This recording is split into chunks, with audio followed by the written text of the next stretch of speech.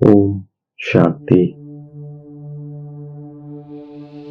நாம் குணவானாக இருக்கும் ஆத்மா. நாம் மாஸ்டர் சுகவல்லலாக இருக்கும் ஆத்மா. நாம் இரக்க மனமுள்ள ஆத்மா. யோக பலத்தினால் தீய பழக்க வழக்கங்களை மாற்றிக்கொண்டு நமக்குள் நல்ல பழக்க வழக்கங்களை ஏற்படுத்திக் கொள்கின்றோம். ஞானம் மற்றும் தூய்மையினை கடைபிடிக்கும் பழக்கம் நல்ல ஒழுக்க முறையாகும். முக்தி மற்றும் ஜீவன் முக்தி நம்முடைய பிறப்புரிமையாகும். நாம் தந்தையுடன் கூட திரும்பி செல்ல வேண்டும் என்ற எண்ணம் இப்பொழுது நமக்கு வருகிறது. தந்தை பக்தியின் பலனான முக்தி மற்றும் ஜீவன் முக்தி அளிக்க வந்திருக்கின்றார். இப்பொழுது எல்லோரும் சாந்திதாமம் செல்ல வேண்டும். எல்லோரும் நம்முடைய வீட்டை மனக்கண் மூலமாக காண்கின்றோம். தந்தை உண்மையான பாதுகாவலராக இருக்கின்றார். இறைவனே சத்தியமாக இருக்கின்றார். அவர் உண்மையை மட்டுமே கூறுகின்றார், உண்மையை கற்பிக்கின்றார். நம்மை உண்மையானவராக ஆக்குகின்றார். மேலும் உண்மையான கண்டத்திற்கு சக்கரவர்த்தியாகவும் ஆக்குகின்றார். முக்தியும் அளிக்கின்றார், ஜீவன் முக்தியும் அளிக்கின்றார். உண்மையில் தந்தை நம்மை விடுவிக்கின்றார். இந்த முக்தி ஜீவன் முக்தி இரண்டும் ஈஸ்வரிய பிறப்புரிமையாகும். தந்தையிடமிருந்து நமக்கு இந்த பிறப்புரிமை கிடைக்கின்றது. நாம் தந்தையுடையவராவதால் இந்த இரண்டு பொருட்களும் பிராப்தியாக ஆகின்றது. நாம் இப்பொழுது பூமியின் நட்சத்திரங்களாகவும் அனைத்து ஆத்மாக்களின் தந்தை ஒருவராவார். இது சாக்கார சிருஷ்டியாகும். அது நிராகாரி ஆத்மாக்களின் உலகமாகும். தீய சம்ஸ்காரம் யோக பலத்தினால் நல்லதாக ஆகிவிடுகின்றது. தந்தை நமக்கு படைப்பவர் மற்றும் படைப்பின் முதல் இடை கடையின் இரகசியத்தை புரிய வைக்கின்றார். விதை பற்றிய விளக்கம். விளக்கம் என்பது ஞானமாகும். விதையை நினைவு செய்வது எளிதாகும். தமோ பிரதானத்திலிருந்து சதோ பிரதானமாக ஆவதில் சிறிது காலம்தான் பிடிக்கின்றது. இந்த சக்கரம் மிகவும் சரியாக அமைக்கப்பட்டிருக்கின்றது. அது மீண்டும் நடந்து கொண்டே இருக்கின்றது.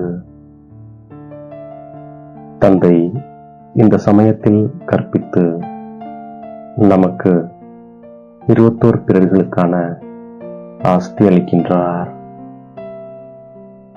நாம் தந்தையினுடையவர் ஆவதால் எல்லையில்லாத சுகம் கிடைத்துவிட்டது. இதில் மனம், சொல், செயலின் தூய்மையின் அவசியம் உள்ளது. நாம் தந்தையினுடையவராக ஆகிவிட்டதால் அவசியம் மாற வேண்டியுள்ளது. தந்தை புத்தியின் பூட்டை திறந்து விட்டார். தத்தெடுப்பது என்பது இந்த சங்கமகத்தில்தான் நடக்கின்றது. பிரம்மாவிற்கு கிரேட் கிரேட் கிராண்ட்ஃபாதர் என்பது எல்லையில்லாத அடைப்பெயராகும். தந்தை இங்குதான் வந்து அனைவருக்கும் சத்கதி அளிக்கின்றார். முழு நாடகமே தூய்மையானது மற்றும் தூய்மையற்றது பற்றியே அமைக்கப்பட்டிருக்கின்றது. ஆத்மாக்களும் பரமாத்மாவும் வெகுகாலமாக பிரிந்திருந்தார்கள். சத்குரு இடைத்தரகர் ரூபத்தில் கிடைக்கும் பொழுது அழகான சந்திப்பை நிகழ்த்திவிட்டார். இப்போது நாம் மலர் போல ஆகின்றோம். நமக்கு தந்தை உறுதியான கயிற்றை கட்டுகின்றார். ஒரே ஒரு முறை நாம் 21 பிறவிகளுக்கு தூய்மை இழப்பதிலிருந்து காப்பாற்றப்பட்டு விடுகின்றோம். இப்போது நாம் 5 விகாரங்கள் என்ற ராவணனின் அந்நிய தேசத்தில் இருக்கின்றோம். சதா யதார்த்தமான செயல் செய்வதால் அந்த செயலின் உடனடி பலனாக குஷியும் சக்தியும் நமக்கு கிடைக்கின்றது. நம்முடைய உள்ளம் எப்போதும் மகிழ்ந்திருக்கின்றது. எண்ணத்திலும் துக்கத்தின் சாயல் நமக்கு ஏற்படாது. சங்கமிக பிராமணன் என்றாலே துக்கத்தின் பெயர் அடையாளமும் இல்லாதவர். ஏனெனில் நாம் சுகவல்லலின் குழந்தைகளாவோம். ஆதலால் நாம் சுகவல்லலின் குழந்தைகள். நாமும் மாஸ்டர் சுகவல்லல் ஆவோம். ஆதலால் நாம் ஒவ்வொரு ஆத்மாவிற்கு சதா சுகமே தருகின்றோம். நாம் ஒருபோதும் துக்கம் தரவும் பெறாமலும் இருக்கின்றோம். எல்லையில்லாத சுகத்தின் ஆஸ்தியை அடைவதற்காக மனம், சொல், செயலில் அவசியம் தூய்மையாக ஆகின்றோம். நல்ல பழக்க வழக்கங்களை யோக பலத்தினால் தாரணை செய்கின்றோம். நம்மை நாமே குணவானாக மாற்றிக்கொள்கின்றோம். சதா மகிழ்ச்சியுடன் இருப்பதற்காக தந்தை தினமும் கூறும் ஆழத்திலும் ஆழமான விஷயங்களை கேட்டு மற்றும் பிறருக்கும் கூறுகின்றோம்.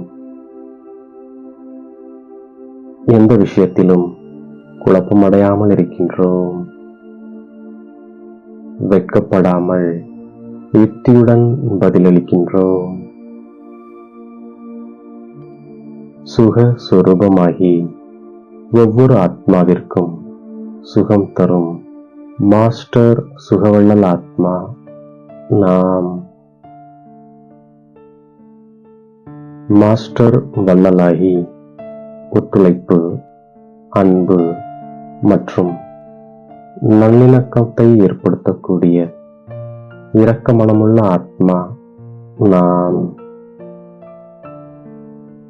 நம்மை தேடி கண்டெடுத்த இனிமேலும் இனிமையான தாயும் தந்தையும் ஆகிய பாப் தாதாவிற்கு கோடான கோடி நமஸ்காரங்கள். ஓம் சாந்தி.